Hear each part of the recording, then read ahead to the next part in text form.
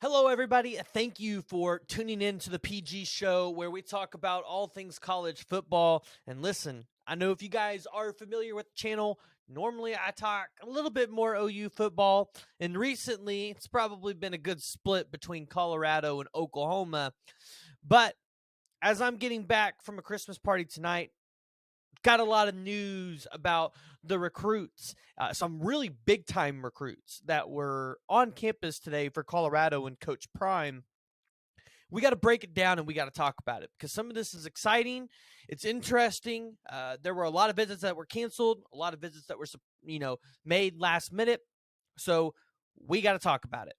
But again, go ahead, hit that like and the subscribe button. Let me know what you guys are thinking about the show. Is there something you guys want me to change, something you guys want me to do different? Hey, or something else you want me to talk about? So, Coach Prime is landed in Colorado, and he wasn't lying when he said they were going to have an enormous recruiting weekend this weekend. I've went through and I've made a pretty long list of people that are there today on the recruiting trail for Colorado. And I mean, this is a huge list. I'm looking at it. You guys have 8 4-stars. You've got 6 3-stars, 2 guys that are not currently ranked. I mean, you've got a plethora of transfer portal folks. And then you look at what's expected in the transfer portal, which I think that might be a good place to start. So that's where we're going to go ahead and start. So, by no shock, Deion Sanders and Shiloh Sanders entered their names into the transfer portal today. That's not a shock. We expected them to do that immediately after the game. We expect them to end up in Colorado. Additionally, other guys that I think Colorado folks are waiting on is Kevin Coleman, the wide receiver, Tavion Beasley, the cornerback, Quadarius Davis, the wide receiver, and Katon Evans, the defensive lineman. You're going to notice that Travis Hunter's not in here. He is, we're expecting him to enter the portal. I don't think that's, any shot of the imagination that he won't do that. But I'm not 100% ready to crystal ball him or put him at Colorado yet. And I think you guys will understand that maybe more in due time. So keep your eyes peeled on that one. Pretty exciting if you just look at what's expected at the transfer portal from Jackson State. Let's talk about the transfer portal folks, though, that were on campus this weekend that you guys are potentially looking at. And let's start on the offensive line because you guys got quite a few of those folks. Offensive tackle Savion Washington from Kent State. Offensive tackle from Marcellus Marshall from Kent State. Offensive lineman P.J. Williams from Texas A&M. This was a 4-star guy out of high school. Highly recruited guy. Wide receiver Jimmy Horn from USF. Running back Ray Davis from Kentucky. Ray Davis had a really good season at Kentucky this year. And you would expect that he'd be able to come in and maybe take starting running back role in this offense. Defensive lineman Taj Alston from West Virginia. Tight end Cole Taylor from LSU. He spent 3 seasons at LSU. 3 seasons. Vontae Bentley, the linebacker. This guy has sneakily entered the portal without anybody else really kind of noticing that he did it. Notice how OU fans haven't really been talking about him? Yeah, it's because he sneakily entered in the portal. Vontae Bentley from Clemson. Defensive lineman Shane Cokes from Dartmouth. And defensive lineman Marshawn Nealand from Western Michigan.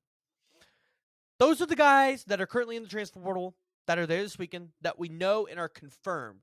There could be potentially more. We just haven't gotten word about them yet. So it's something to potentially keep an eye on as this list can potentially grow. Keep that in mind that I am recording this at 12:31 a.m. on December 18th. So technically I haven't gone to bed from the 17th. So that's when we are recording this. So I want you guys to keep that one in mind. Okay. Next up, we have the 3 stars, let's start with the guys that aren't ranked because there's only 2 of those guys. You have Caleb Mathis, wide receiver, and Deuce Roberson, the wide receiver. Okay, now let's get into the 3 stars. When you're looking at the 3 stars that are there, you're looking at Kason Wiseman, actually currently committed to Kansas. He's a quarterback. I think you guys really have to potentially kind of strengthen that quarterback room a little bit. I know Shedeur is going to be the starter, but you want to be able to provide some competition there to be able to get the best out of Shedeur that you can. Then you have linebacker Logan Brantley, committed to Kansas. Cornerback Carter Stottmeyer. Offensive tackle Isaiah Jetta. Now, he's a JUCO guy, so I think this would be a tremendous pickup if you guys were able to land him. Then you guys also have wide receiver Jacob Page and defensive lineman Jason Hammond. Now, Jason Hammond, I'm not 100% sure on just yet, but I'm, from what I've seen, I'm okay to put him in here. But this one could potentially change, and when I say potentially change, I mean take him off. Now let's look at the 4 stars, because this is the list y'all are here for. And we're going to start off with the future guys, not necessarily the 2023 guys. So, Coach Prime was able to land some pretty big future 4 stars on campus today. Starting off with 2024 defensive lineman Aiden Breland. 2024 top 50 player. He was a 5-star and a top 15 player in the country, and he's dropped. If you guys have followed the story a little bit, then you understand it. I'm not going to get into it. It's not my place to talk about it. But if you want to know more about it, you can do your own research. 2024 defensive lineman T.A. Cunningham. That's big. It's a guy that I know Oklahoma Sooner fans and myself would love to have. A lot of people would love to have T.A. Cunningham. Somebody keep an eye on. Then in 2025, they had quarterback Beckham Kritza. I hope I got his last name right. Kritza. He's currently a top 50 player. Now, 2025 is still a little while away, so not something that I think we necessarily need to be looking too much into right now, because I know you guys have that 2025 commit from that wide receiver. But again, those are so far out that we don't necessarily need to talk about those a whole lot until closer to time, because that's when they maybe start to become a little bit more important. Then you have 2027 defensive lineman TK Cunningham. Again, really far out, but he's there with his brother, and he's actually been picking up quite a few offers from like LSU, Auburn, and places like that. So it's important to note that Colorado is going to get in on the recruitment of TK Cunningham pretty quickly.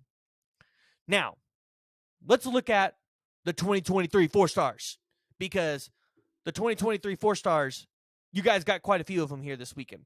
And the first one that we're going to start off with is the guy who I think will end up committing to Colorado on signing day, 4-star athlete Malachi Coleman. And let me tell you, Colorado fans, you should be really excited about Malachi Coleman. This was a guy that pretty much if Oklahoma wanted him, they could get him. Now, listen, Oklahoma's not big in the NIL scene, things like that. There were a couple things that we heard there. The staff didn't felt like he fit anymore in the recruitment. And so that one kind of fell. He went to Nebraska. He decommitted from Nebraska after the whole Mickey Joseph situation. And I listen, Malachi Coleman with Coach Prime, oh my goodness gracious. I want to watch that one. Then you've got the 4-star athlete, Vakari Swain. Now, this one's pretty intriguing because currently right now, Swain is committed to South Carolina. And South Carolina is looking pretty good, especially with these athletes, because right now they're in prime position for the number 1 athlete in the country, Nicholas Harbor. But we'll get to him here in a second. When I look at Swain, right, in 2022, he scored 10 total touchdowns as a senior with 7 receiving, 2 interception returns, and 1 kickoff return. And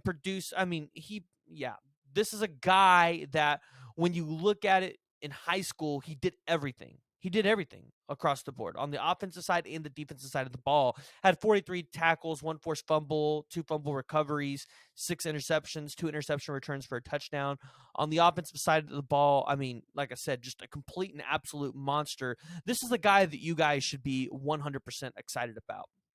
Another person that I think you guys should be really excited about that absolutely shocked me was the 4-star offensive tackle, currently a top 130 player in the 247 composite rankings, but it's Bo Hughley, the 6'7", 290-pound offensive tackle out of Fairburn, Georgia. Currently, he is committed to the Georgia Bulldogs, but to get a guy like this on campus, what's Coach Brown doing? Because this is not what I expect. This is not what I expected, especially for your first really big recruiting weekend. When you look at his scouting report, right, he is, they say he is one of the more promising offensive tackle prospects in 2023, especially for someone of his size. He's got good hands. He's able to swallow up and what would be tacklers and open up holes for the run game. Loves to overpower his defenders and drive them to the ground. They say if everything goes right, he's got a lot of NFL upside. And for Colorado to be able to pull a guy like this in, to be able to protect your prized quarterback in Deion Sanders, this is important, to be able to land guys like this.